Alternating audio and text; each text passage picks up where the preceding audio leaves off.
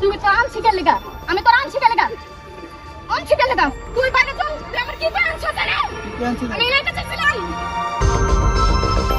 অনেকদিন পর দেখা, ভালোবেসে বিয়ে করেছিলেন এই দম্পতি। স্বপ্ন ছিল একে অপরের সুখে দুঃখে পাশে থাকার, কিন্তু সম্প্রতি সাভারের জাতীয় স্মৃতিসৌধে ঘুরতে গিয়ে সেই ভালোবাসার যে রূপ প্রত্যক্ষ করল সাধারণ মানুষ, তা ছিল একাধারে বিস্ময়কর এবং অত্যন্ত বেদনাদায়ক। স্ত্রীকে খুশি করতে অভাবের সংসারেও একটু আনন্দের খোঁজে স্মৃতিসৌধে গিয়েছিলেন স্বামী, কিন্তু সেখানে গিয়ে আনন্দ তো জুটলই না, বরং তুচ্ছ টাকার দাবিকে কেন্দ্র করে শুরু হয় এক অনাকাঙ্ক্ষিত লঙ্কাকাণ্ড।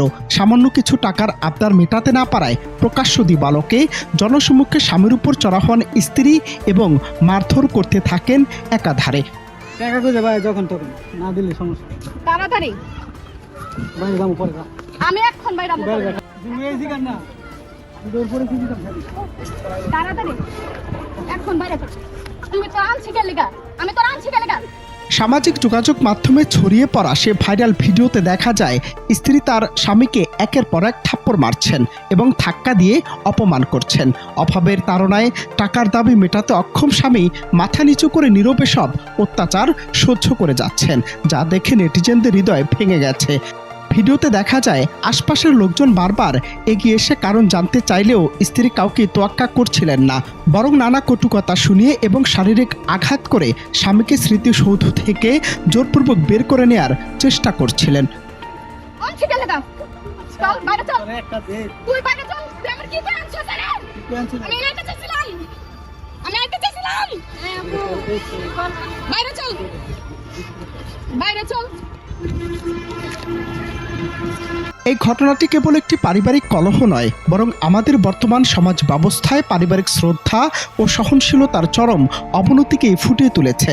ইন্টারনেটে ভিডিওটি ভাইরাল হওয়ার পর থেকেই তোলপাড় শুরু হয়েছে নেট দুনিয়ায়। কেউ কেউ স্ত্রীর এমন আচরণের তীব্র নিন্দা জানাচ্ছেন, আবার কেউ কেউ স্বামীর ধৈর্যের প্রশংসা করলেও তার প্রতি হওয়া এমন অন্যায়ের বিচার দাবি করেছেন। এই ভাইরাল ভিডিওটি আমাদের শিখিয়ে দিচ্ছে যে দাম্পত্য জীবনের একে অপরের সামর্থ্যের প্রতি সম্মান থাকা কতটা জরুরি। ভালোবাসার বন্ধন টিকে থাকে বিশ্বাসের উপর, কোনো আর্থিক লেনদেন বা ক্ষমতার দম্ভে নয়। স্মৃতিসৌধের মতো একটি পবিত্র জাতীয় গুরুত্বপূর্ণ স্থানে এমন দৃশ্য আমাদের যেমন লজ্জিত করে, তেমনি ভাবতে বাধ্য করে যে একজন মানুষের আত্মসম্মানবোধ আসলে কতটা নাজুক হতে পারে। তবে অনেকে মনে করছেন সচেতনতার জন্য এটি একটি তৈরিকৃত ভিডিও, আবার অনেকেই দাবি করছেন এটি একটি সত্যি ঘটনা। তবে এটি কি কোনো কন্টেন্ট হিসেবে তৈরি করা হয়েছে নাকি সত্যি ঘটেছে তা নিশ্চিত করতে পারেনি প্রতিবেদক। অনন্ত হাসান মাসুদ, বাংলা টিভি।